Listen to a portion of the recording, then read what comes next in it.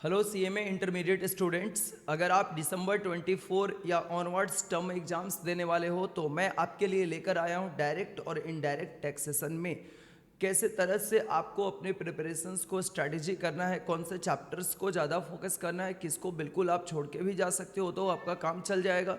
ऐसा मैं आपको एक स्ट्रैटेजी, मास्टर स्ट्रैटेजी आपके साथ शेयर करने वाला हूँ डायरेक्ट और इनडायरेक्ट टैक्सेशन के पेपर में। तो मेरे प्यारे बच्चों, आप चले आओ यहाँ पर। जो डायरेक्ट टैक्सेशन है, सबसे पहले इसमें कौन कौन से आपके चैप्टर्स होते हैं, ऑब्वियसली आपने पढ़ाई किया पूरे ईयर भर, आपको पूरा इसके बारे में जानकारी हो चुका है, लेकिन कौन से चैप्टर को आपको एकदम से करना ही चाहिए, जिसको आप स्किप करने के बारे में अगर सोच रहे हो तो बिल्कुल आपको स्किप नहीं करना है। तो सबसे पहले देखो यहाँ पर जो आपका फर्स्ट चैप्टर होता है, basic concept basis of charges capital and revenue receipt. ये चैप्टर से आप लोगों का 0 से 4 मार्क्स का क्वेश्चन आ सकता है। मैंने 2 to 4 यहाँ पे लिख रखा है, लेकिन इससे आपको कोई एक MCQ टाइप का क्वेश्चन आ सकता है, या बिल्कुल भी इधर से क्वेश्चन ना आए तो भी पॉसिबिलिटीज ऐसा है, इधर से क्वेश्चन नहीं भी आ सकता है। लेकिन रेसिडेंशियल स्टेटस बिल्कुल से आपको करके जाना है, क्योंकि रेसिडेंशियल स्टेटस चैप्टर से आपके एग्जाम्स में 7 मार्क्स का एक क्वेश्चन पूछता है। अगर रेसिडेंशियल स्टेटस आपके एग्जाम्स में पूछा जाएगा तो एग्रीकल्चर से फिर क्वेश्चन नहीं आ सकता है, और अगर एग्रीकल्चर से अगर आपके 7 मार्क्स के क्वेश्चन पूछे जाएंगे या 5 मार्क्स के पूछे जाएंगे क्वेश्चंस, प्रैक्टिकल सॉल्व करने का 2 मार्क्स का MCQ भी डाल सकता है। तो रेसिडेंशियल स्टेटस से फिर क्वेश्चंस आपसे नहीं पूछा जाएगा, पूछा जाएगा तो MCQ में कोई छोटा सा एक क्वेश्चन 2 मार्क्स का आपको दे देगा। तो ये दोनों ही चैप्टर, एग्रीकल्चरल इनकम और रेसिडेंशियल स्टेटस, आपको छोड़ने के बारे में बिल्कुल भी नहीं सोचना है। और इस चैप्टर को छोड़ेगो भी क्यों? क्योंकि बहुत ही ज़्यादा ये सिंपल है। मतलब आपको ये चैप्टर कितना आसान लगा होगा आपको खुद भी पता है। इसके बाद आपका एक चैप्टर है, आप अपने CMA इंस्टीट्यूट का स्टडी मटेरियल ओपन करोगे तो आपको बिल्कुल से वहाँ पर दिखाई देगा ये chapter, income which do not form part of total income. कौन सा इनकम है जो टोटल इनकम का पार्ट नहीं बनता है? ये आपका 0 से 4 मार्क्स, और पिछले जहाँ पर भी मैंने लिखा है 0 से 4 मार्क्स, 0 से 7 मार्क्स या 0 से 5 मार्क्स, ऐसे चैप्टर्स आपके पिछले 3 से 4 टर्म में कभी भी एग्जाम में आए ही नहीं हैं। तो ऐसे चैप्टर्स को आप चाहो तो स्किप कर सकते हो, कोई दिक्कत की बात नहीं है। अगर आप जो बेहतर एकदम कंपलसरी है चैप्टर्स के जो एग्जाम्स में आएगा और आता भी है, अगर उनको आप अच्छे तरह से कर लेते हो तो इनको आप स्किप करके जा सकते हो। थोड़ा अपने पर कम बर्डन लेके एग्जाम्स में जाओ, अच्छा परफॉर्म करके आओ। सैलरीज बच्चों, सैलरी जो हेड है ये बिल्कुल इधर से एक 7 मार्क्स का आपके एग्जाम्स में क्वेश्चन आएगा, तो आपको इसे करना है। मैं स्टार मार्क करते जा रहा हूँ, जो बिल्कुल आपको करके एग्जाम्स में जाना है, इसमें कोई भी आप रिस्क नहीं ले सकते हो, ठीक है। इनकम फ्रॉम हाउस प्रॉपर्टी, एक 7 मार्क्स का क्वेश्चन यहाँ से आएगा ही आएगा एग्जाम्स में। PGBP बहुत बड़ा हेड है, बहुत बड़ा हेड है, आपको भी पता है PGBP, लेकिन इधर से भी पिछले 2 टर्म 3 टर्म से क्वेश्चंस जो आ रहे हैं 7 मार्क्स के, इससे क्वेश्चंस आ रहे हैं। तो आप इसको करके जाओ, बिल्कुल छोड़ने का बात नहीं है। कभी इंस्टीट्यूट का मन किया कि इस बार 7 मार्क्स का इसमें से नहीं देते हैं, 14 मार्क्स का कर देते हैं, तो 7 से 14 मार्क्स का क्वेश्चंस PGBP हेड से आपके एग्जाम्स में आ सकता है। इसके नीचे 7 के नीचे बिल्कुल एक्सपेक्ट मत करना कि इससे कम भी हो सकता है, क्या 7 मार्क्स का बिल्कुल आएगा। तो ये लगातार 5 नंबर, 6 नंबर, 7 नंबर और 8 नंबर जो मैंने लिख रखा है, कैपिटल गेन का भी वही सेम सिचुएशन है, just like as the PGBP, कि ये भी आपके एग्जाम्स में 7 to 14 मार्क्स आ सकता है। लेकिन रिसेंटली पिछले 2 से 3 टर्म में ये देखा गया है कि 7 मार्क्स का ही आ रहा है।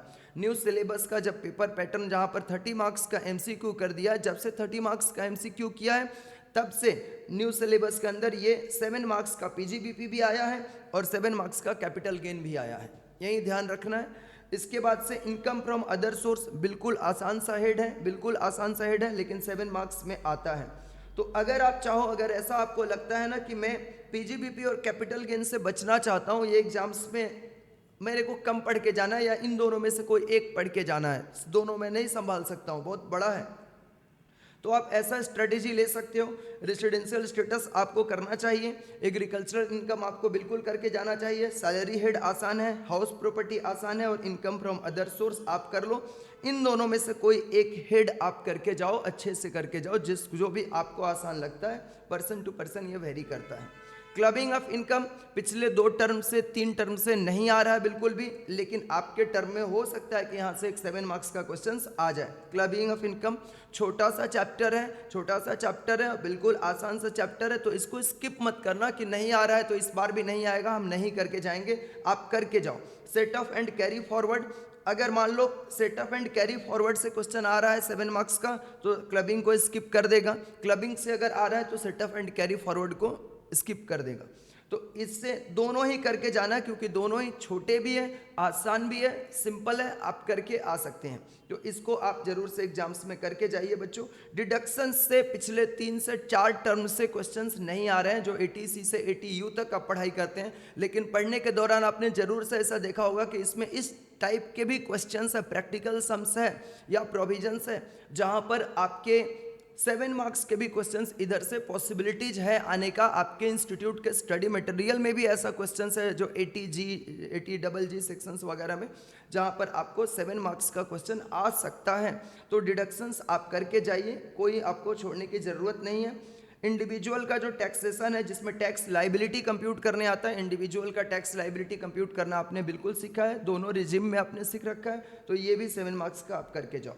एडवांस टैक्स पिछले कई टर्म से नहीं आ रहा है, पिछले 4 टर्म से एडवांस टैक्स नहीं आ रहा है, लेकिन एडवांस टैक्स आसान सा चैप्टर है, 2 क्लास का लेक्चर है, आप इसे करके जाइए, एकदम करके जाइए, आसान सा चैप्टर है, एग्जाम्स में आ सकता है। TDS TCS भाई नहीं आ रहा है कई बार से, कई जहाँ से भी मैंने 0 to 7 लिख रखा है, 0 to 7 लिख रखा है, 0 to 5 लिख रखा है, 0 to 5 लिख रखा है, ये सब कई टर्म से एग्जाम्स में नहीं आ रहे हैं, नहीं आ रहे हैं पिछले, तो इनको आप चाहो तो आप स्किप कर सकते हो, लेकिन एडवांस टैक्स आप जरूर से करके जाओ और रिटर्न ऑफ इनकम आप करके जाओ। अगर इसमें से पेन आप छोड़ सकते हो या अगर आया तो थोड़ा बहुत आप लिख सकते हो, उसमें ऐसा कोई बात नहीं है, लेकिन ऊपर से एकदम कंपल्सरीली जिसमें स्टार मार्क हमने दे दिया है, स्टार मार्क हमने दे दिया है, उनको आप इन दोनों को मिला के मैं स्टार मार्क दे रहा हूँ, क्योंकि इन दोनों में से कोई एक आ सकता है आपके एग्जाम्स में, लेकिन ये श्योर नहीं है कि कौन सा आएगा ही आएगा, इसलिए आप दोनों ही करके जाएंगे। रिडक्शंस चैप्टर आप करके जाएंगे, उसके बाद आप बाद वाले चैप्टर्स को आप स्किप कर सकते हो, कोई दिक्कत की बात नहीं है। आपको अगर लगता है कि नहीं मैं इतना करके और इसमें सिर्फ डायरेक्ट टैक्सेशन को करके और MCQ भी है, यहाँ से मैं डायरेक्ट टैक्स वाले पार्ट में, सिर्फ डायरेक्ट टैक्स वाले पार्ट में मैं 25 से 30 नंबर यहाँ से गेन कर सकता हूँ, 30 मार्क्स मैं 50 में लिख के गेन कर सकता हूँ, तो आपको भाई एकदम आराम से इन मेन चैप्टर्स को करके जाओ, ज़्यादा हेडेक लेके आपको जाने की ज़रूरत नहीं है। ओके, इसके बाद मैं उन बच्चों के लिए, और भाई जिनको ज़्यादा स्कोर करना है, मेरे को रैंक लाना है, तब तो भाई आप सब पढ़ के जाओ, आपके लिए तो, और वैसे बच्चे सारे पढ़ के भी जाते हैं, ऑप्शन नहीं चूज़ करते हैं। ये मेनली जो वीडियो बना रहा हूँ उन बच्चों के लिए जो स्ट्रगल करते हैं कि इतना बड़ा सिलेबस है, रियली बहुत बड़ा सिलेबस है, डायरेक्ट टैक्स और इनडायरेक्ट टैक्स, यहाँ पर 18 चैप्टर है और यहाँ पर कुछ 11 चैप्टर है आपके, तो ये चैप्टर्स तो बहुत बड़े बड़े हैं भैया, करीब 30 के आसपास आपको चैप्टर पढ़ने हैं, तो इतना बड़ा रिवीजन करना बहुत मुश्किल होता है। जब आप बोथ ग्रुप के एग्जाम्स दे रहे होते हो तो आपको 12 घंटे भी पूरा नहीं मिलते रिवीजन करने के लिए, तो वैसे सिचुएशन में आप क्या करोगे, उसके लिए मैंने ये पूरा आपको रिवीजन स्ट्रेटेजी बताया है कि इनको आप कर लो, पास आप करके आ जाओगे। इस पेपर में आपका जो 40 के बिलो मार्क्स आ जाता है, 50 के बिलो मार्क्स आ जाता है, वैसी परिस्थितियां नहीं होगी, आप आराम से एकदम हंसते खेलते 60+ इसमें स्कोर कर सकते हो।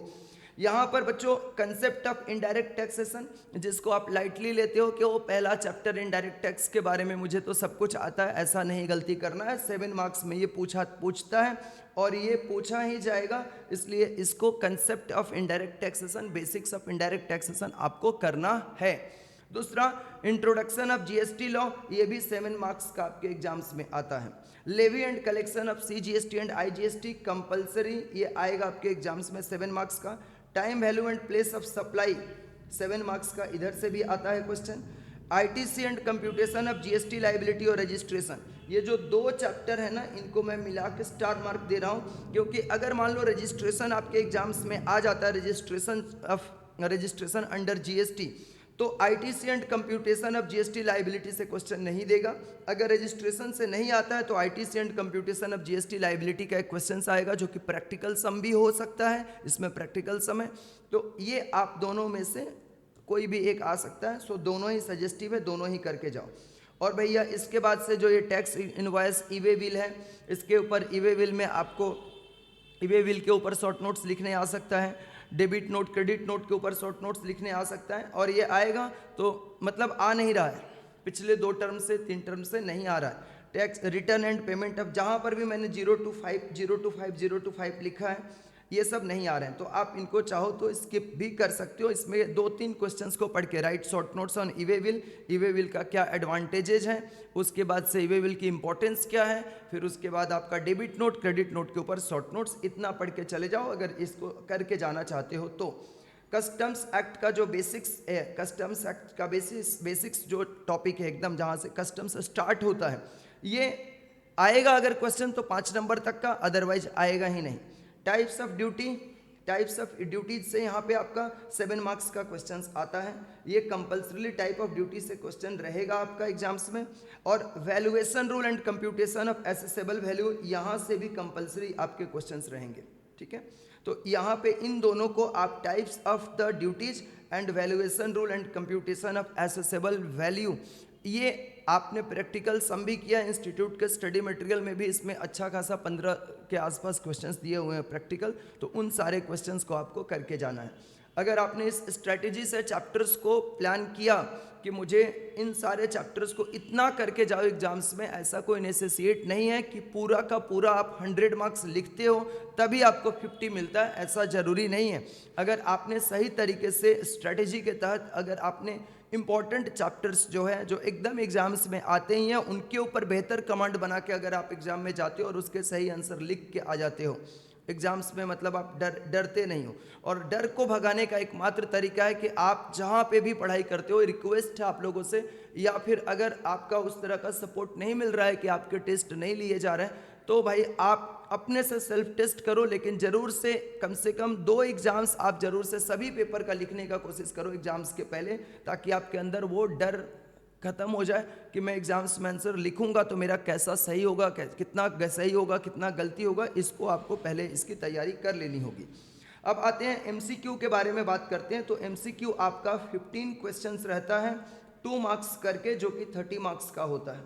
इसमें जनरली लास्ट के 2 टर्म में देखे गए हैं, दिसंबर 23 और जून 24 के टर्म में, कि इसमें से 15 क्वेश्चंस जो आ रहे हैं इसमें से 7 क्वेश्चंस डायरेक्ट टैक्स का हो रहा है 14 नंबर का, और 8 क्वेश्चंस जो हो रहे हैं ना ये इनडायरेक्ट टैक्स का हो रहे हैं 16 मार्क्स का, और ये 14 मार्क्स का, और प्लस दोनों करके 30 मार्क्स। तो आपको ये स्ट्रैटेजी फॉलो करना है। ज़्यादा से ज़्यादा इंस्टीट्यूट बदलेगा ना इसमें, तो डायरेक्ट टैक्स से कर देगा आपका 8 क्वेश्चन और इनडायरेक्ट टैक्स से कर देगा 7 क्वेश्चंस, लेकिन आएंगे ये 15 मार्क्स का एमसीक्यू। तो इन डेप्थ आप जो पढ़ाई करते रहते हो, आपका एमसीक्यू पे भी यही टारगेट रखना है कि कम से कम इस 15 एमसीक्यू में 10 एमसीक्यू अगर हम सही कर लेते हैं तो हमारे लिए एग्ज़ाम पास करना बहुत आसान हो जाता है। यही टारगेट के साथ एमसीक्यू की तैयारी करो, जहाँ से भी एक्स्ट्रा इंस्टीट्यूट के स्टडी मेट का तो सारा एमसीक्यू करना है, और प्लस डायरेक्ट इंस्टीट्यूट के स्टडी मटेरियल से एमसीक्यू आता भी नहीं है, कम आता है एकदम। तो आपको जो भी आप पढ़ते हो अपने कंसेप्ट को, बेसिक्स को ठीक रखो, ताकि एमसीक्यू का आंसर आप सही से दे सको। और ये आपका सजेशन है, इसको आप फॉलो करो, ज़रूर से आप अच्छा स्कोर करके अपने इस एग्ज़ाम्स को भी पास करोगे। All the best dear students, bye bye.